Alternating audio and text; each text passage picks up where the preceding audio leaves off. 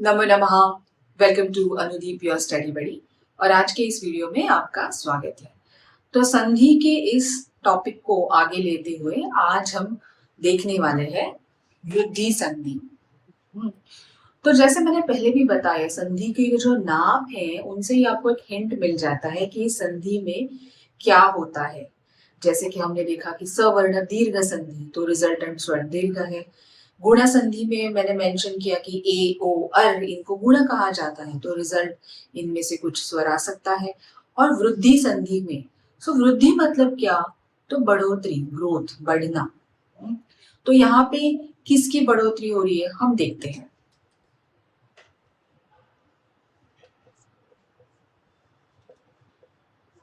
अ या आ के बाद अगर ए या आई आए तो हमें मिलेगा आई। अब आप देखें तो इन दोनों में बड़ा कौन है, तो है आई। तो इसीलिए आइदर अ प्लस ए या फिर अ प्लस आई या फिर आ प्लस ए और आ प्लस आई, इनमें से कोई भी कॉम्बिनेशन आए तो इनकी जगह पे ये दोनों ही स्वर रिप्लेस हो जाएंगे। किससे, तो आई से। और और आ के बाद अगर ओ या औ आए तो मुझे लगता है आपने गेस कर ही लिया होगा कि रिजल्ट आएगा औ।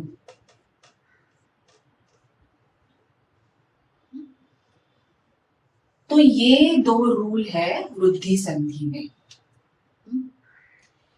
इनके हर एक के कॉम्बिनेशन के साथ हम एग्जाम्पल के साथ और आगे देखेंगे, बट उसके बढ़ने से पहले मैं एक बात जरूर मेंशन करूंगी कि अगर आप याद करें गुणा संधि को, तो गुणा संधि में क्या था, पहला स्वर आइदर अ या आ था और उसके बाद एक एक स्वर हमने लिया और उसके कॉम्बिनेशन के रिजल्ट देखे। जैसे कि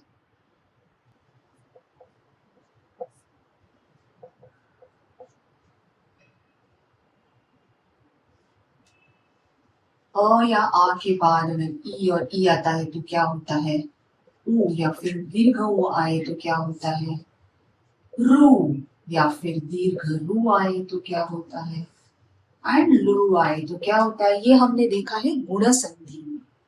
अब इसी से आगे जाते हुए ए और आई आए या फिर ओ या फिर औ आए तो हमें मिलता है आई, यहाँ मिलता है औ।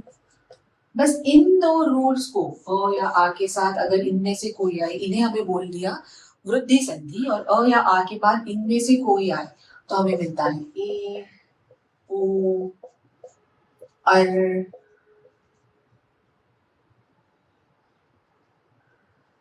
और अल। ये हो गई हमारी गुण संधि और ये दो कॉम्बिनेशन हो गए हमारी वृद्धि संधि। सवर्ण दीर्घ संधि या फिर गुण संधि और वृद्धि संधि, इन तीनों संधि में एक बात और भी कॉमन है, और वो ये है कि जब कोई भी कॉम्बिनेशन आता है, जैसे अ के साथ ई आए तो होता है ए, तो यहाँ पे ये दोनों स्वरों का लोप होके इनकी जगह पे एक रिजल्टेंट स्वर आ जाएगा। सवर्ण में भी वैसे ही है, अ या आ के बाद आ आए तो आ रिजल्ट है, ये दोनों ही स्वर जाके एक स्वर मिलेगा। वृद्धि में भी वही हो रहा है, ए के बाद अगर सॉरी अ के बाद अगर ए आए तो आई हो जाता है, तो ये दोनों स्वर रिप्लेस हो जाएंगे ऐ से।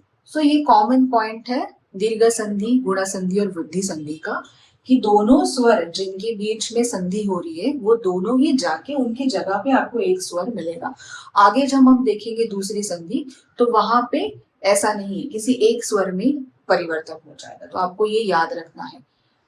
तो अब देखते हैं वृद्धि संधि के और एग्जाम्पल्स और उसको और अच्छे से समझ लेते हैं। अब हम देखते हैं अ के बाद अगर ए या फिर आई आता है तो रिजल्टेंट स्वर आई है, उसके एग्जाम्पल्स। एक प्लस एकम, तो एक के अंत में हमें स्वर मिलता है अ और एकम की शुरुआत का जो वर्ण है वो है ए। और हमारे वृद्धि संधि के रूल के हिसाब से अ प्लस ए, ये दोनों ही स्वर, इनकी संधि होके हमें मिलेगा ऐ, और अंत में हमें शब्द मिल जाएगा एकैकम। अब देखते हैं जब अ प्लस ऐ मिलता है तो उसे एग्जाम्पल। मत प्लस ऐक्यम, मत हलंत त प्लस अ और ऐक्यम का ऐ, दोनों मिला के हमें वृद्धि संधि के बाद मिलेगा ऐ, और फाइनल आंसर होगा मतैक्यम। अब आते हैं आ के साथ कॉम्बिनेशन। आ प्लस ए, सदा प्लस एव, सदा के अंत में है आ और एव का अ मिला के आ प्लस ए, वृद्धि संधि के बाद हमें मिलेगा ऐ, और फाइनल शब्द बन जाएगा सदैव। सिमिलरली आ प्लस ऐ का एग्जाम्पल है यथा, हलंत थ प्लस आ और ऐश्वर्यम का ऐ, आ प्लस ऐ, वृद्धि संधि के बाद हमें मिलता है ऐ, और फाइनल आंसर हो जाएगा यथैश्वर्यम। अब आते हैं अ और आ के कॉम्बिनेशन, ओ और औ के साथ। अ और ओ मिला के हो जाता है औ, इसका एग्जाम्पल है जल प्लस ओघ, हलंत ल प्लस अ, और उसके साथ उस अ के साथ हमें मिला है ओ, अ प्लस ओ औ, फाइनल आंसर जलौघ। और ज न प्लस औदार्यम, तो हलंत न के बाद हमारे पास है अ और औदार्यम का औ हो जाएगा औ, और फाइनल आंसर हो जाएगा जनौदार्यम। फाइनली आ के साथ कॉम्बिनेशन, महा प्लस ओजह, सो महा में ह हलंत ह प्लस आ और ओजह का ओ मिला के हो जाएगा औ, फाइनल आंसर हो जाएगा महौजह। और लास्ट एग्जाम्पल, महा प्लस औषधि, हलंत ह और आ, और उसके बाद दूसरे शब्द का पहला वर्ण है औ, सो आ प्लस औ हो जाएगा औ, और फाइनल हमें आंसर मिल जाएगा महौषधि। अब ये भी बहुत इंपॉर्टेंट है कि जैसे आपको वर्ण विग्रह एकदम करेक्टली आना चाहिए, जैसे फाइनल आंसर निकालने के लिए हमें वो वर्ण संयोग करना आना भी बहुत जरूरी है। तो नाउ इट्स क्विज टाइम। कुछ प्रश्न है जो आपको सॉल्व करने हैं, तो आपने जो अभी सीखा है इस वीडियो में वो कॉन्सेप्ट आपके और भी क्लियर हो जाएंगे। और आंसर आप जरूर शेयर कीजिएगा, कुछ क्वेरी है तो भी आप पूछ सकते हैं। तो आज की इस वीडियो में यहीं पे रुकते हैं। मैं आशा करती हूँ कि आपको संधि अच्छे से समझ में आ रहे हैं, और हम मिलेंगे अब अगले वीडियो में। धन्यवाद।